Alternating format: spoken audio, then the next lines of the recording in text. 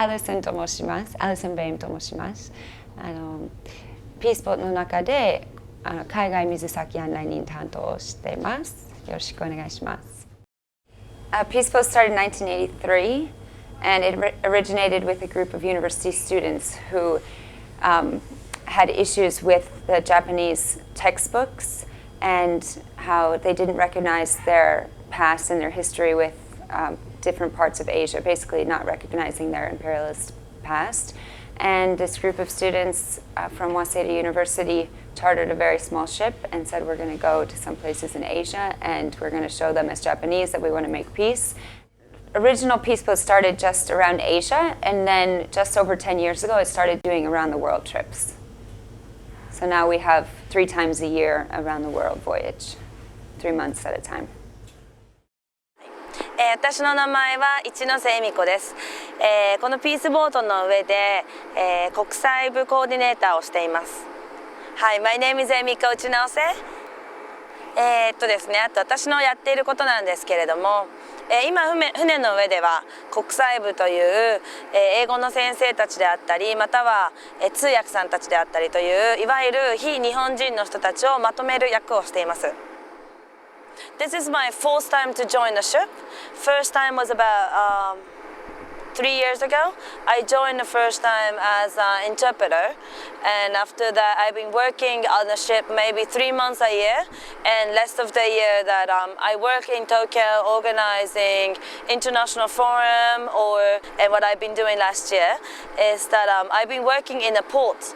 So before the boat arrives to the ports, are flying into the port about 2 weeks to 10 days to 2 weeks before the arrival of the boat itself, and organize programs or tours, excursions, exchange program, press conference, and those things in port. That's what I do. When we arrive in port, the Japanese passengers, they can do whatever they want, but we have these organized activities, which we call tours, but they're really just educational activities. We also have tourist activities, so they can, here in Alaska, for example, they can go on a one-day sightseeing tour, or they can go and meet the native people of Alaska.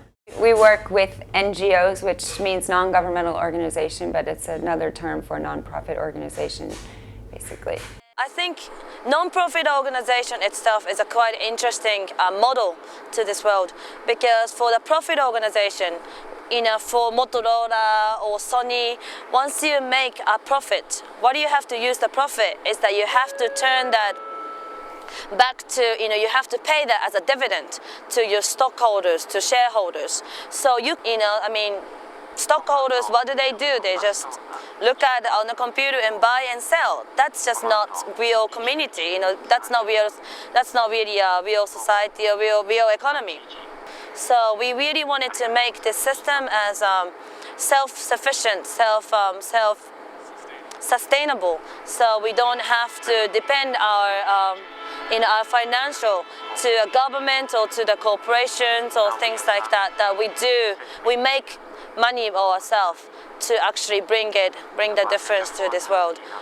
We have within PeaceBoat very different. I work for the international division, so my division, my job is looking for the guests and the instructors who will come on board.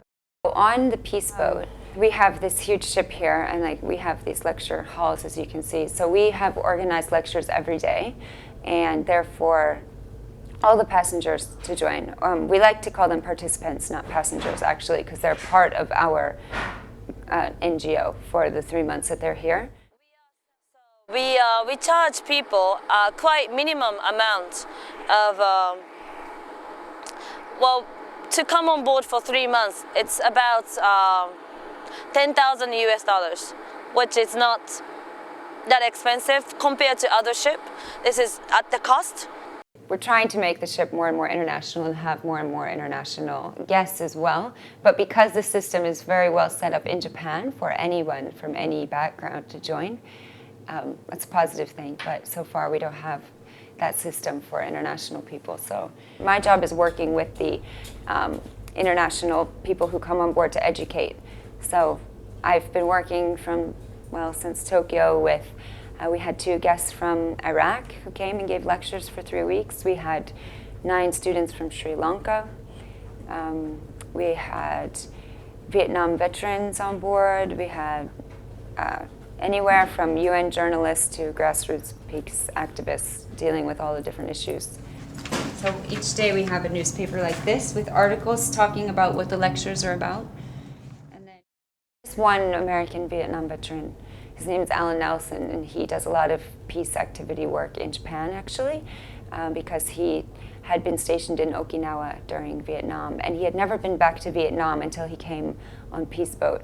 So it was some 30 years after he was there, and he decided to come because it was a ship actually bringing peace. He had never wanted to return to Vietnam before this, but he saw it as a chance for reconciliation. So he came and gave amazing lectures on board. And at the same time, we had a Vietnamese woman named Layli Haislip, who she is just the writer of Heaven and Earth, the Oliver Stone movie. She was on board with Alan Nelson, so we had individual lectures, joint lectures, so it was interesting to have the aggressor and the victim of the Vietnam War. And we also, well, the main theme of this cruise is 60 years since the anniversary of World War II ending. So just the other day on August 15th was officially 60 years. So most of the lectures that and the subjects we've studied for this particular cruise have been based around looking at our past and how to learn from the past to have a more peaceful future. We have volunteer interpreters on board, and we call them CCs, which means communication coordinators. They're not professional interpreters, and their point is really to help to be a bridge. So that's why we call them communication coordinators, and don't expect them to translate every word for word, but more the meaning, the message that the educators are trying to spread. So yeah, we have every cruise a group of volunteer CCs, and they come for 3 months. Sometimes they come again. And yeah, we have everything interpreted into Japanese. Each voyage has focus on different issue.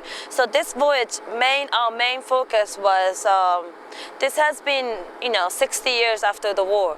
So mainly a lot of speakers who came on board had been talking about war and peace, conflict resolution, and Hiroshima, Nagasaki, the abolishment of the nuclear weapons, and things that thought. So not much of the environmental issue, but we do have some guest speakers to come on board and speak about environmental issues. And a lot of times when we have a native, indigenous people to the land, a lot of that can actually connect it to environmental issue as well.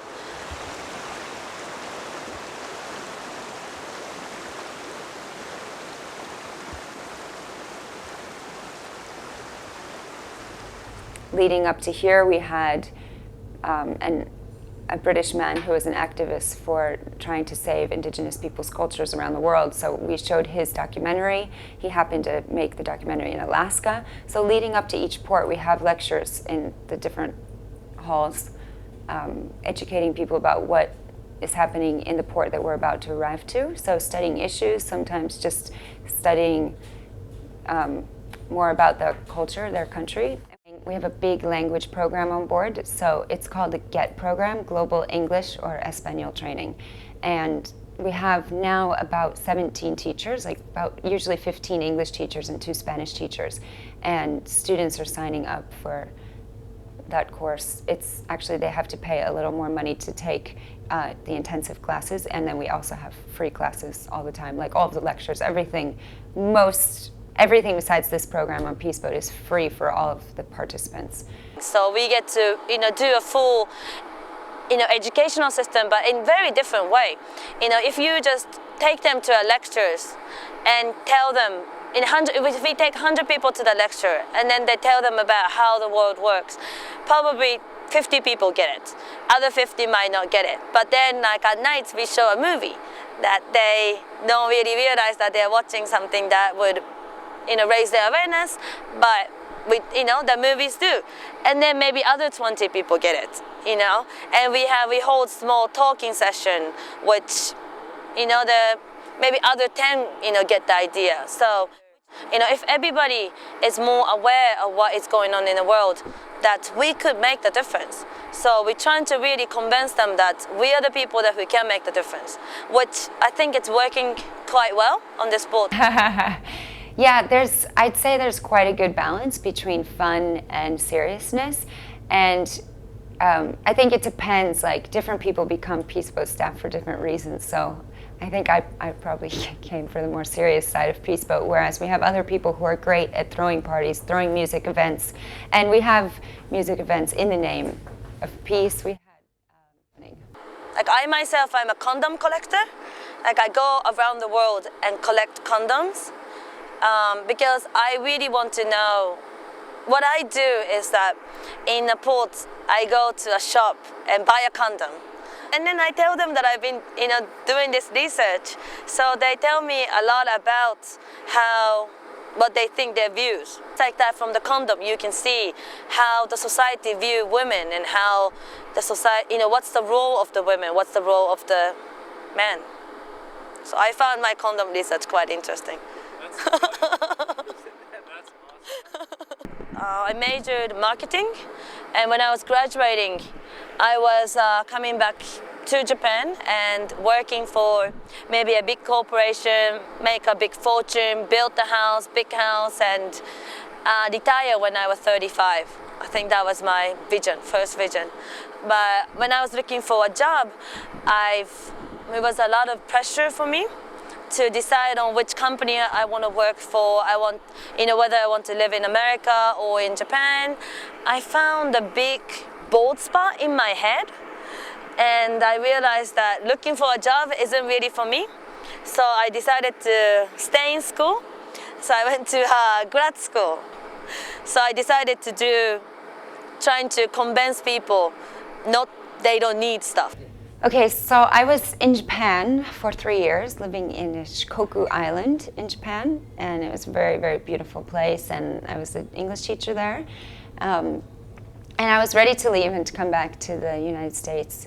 And one of my friends said, like, "Oh, Allison, I think you'll be interested in this website." And she never had anything to do with PeaceBoat, but she introduced me to the website, and I looked it up, and I saw it, and I was amazed, like, wow, this PeaceBoat exists. And I called that day.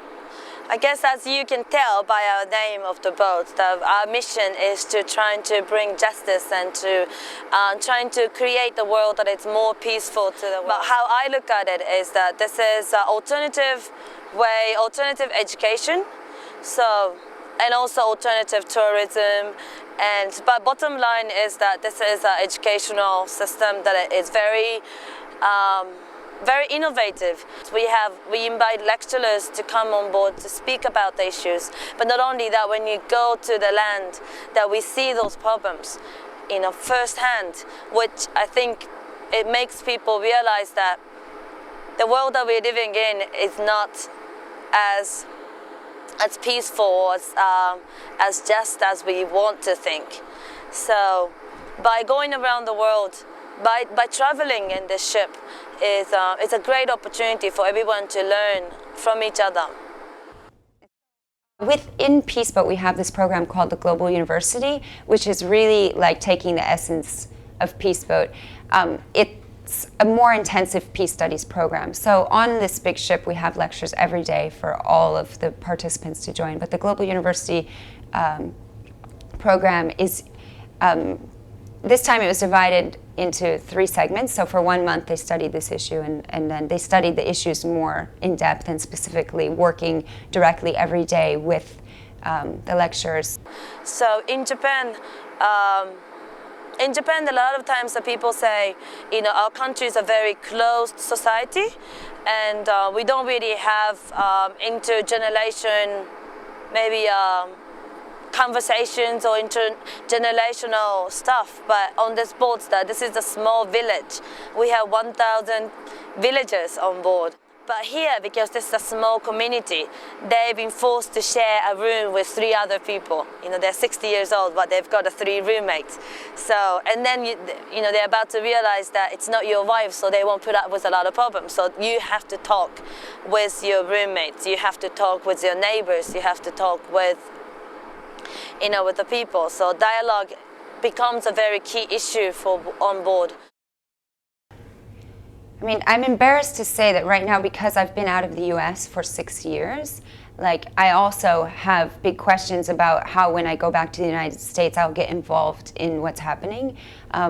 So I've been trying to learn as much as I can from guests that we have. I was working with a guest who works for the Institute for Policy Studies in Washington, D.C., and he's an American foreign policy studies specialist. And he came and did a series of lectures on what's happening now with the peace movement in the United States. And for me, I was really happy to realize there are so many people really working towards a better route, a better way.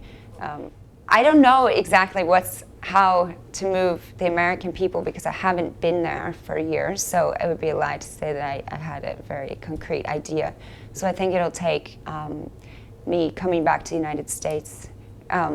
We've been talking for a long time about trying to open a PeaceBoat office in New York, so if that becomes a reality, it would be wonderful to have the kind of movement that we have in Japan. What I would like to see is that PeaceBoat, maybe USA, PeaceBoat India, PeaceBoat Korea, you know, every maybe different organization. I know America has a great, you know, a lot of very strong civil society. So if any organization can come up and tell us that they want to do a project with us, I'm happy. You know, we would help you to start up your own ship, and you can run the way, different way, your way of having your PeaceBoat. And maybe in the future we can have an exchange project or something. Maybe we will send you 10 students to your boat, and you send us 10 students, or maybe one ship we could do it together. And things like that. I really want to see this idea, but being taken to different countries. I believe that alternative world is entirely possible. It's just everybody have to imagine. So it helps us to imagine that what would it be if we don't like the world now. So what is that? So if we don't, if our society in Japan is not as liberal or as open-minded, then what kind of society we want to create? So I think this 3 months experience would really help us to think or to imagine that where we want to go. さよなら。またよろしくお願いします。So sayonara is very like goodbye. I don't think I'll see you again, but if we say mata, like kind of see you again, and mata yoroshiku onegai shimasu is like let's continue working from now, kind of. そう。じゃあ皆さんさようなら。いつかどっかで会いましょう。Peace out. Is that the translation? Peace out? No, it's just see you later. See you somewhere in the world. That's the translation.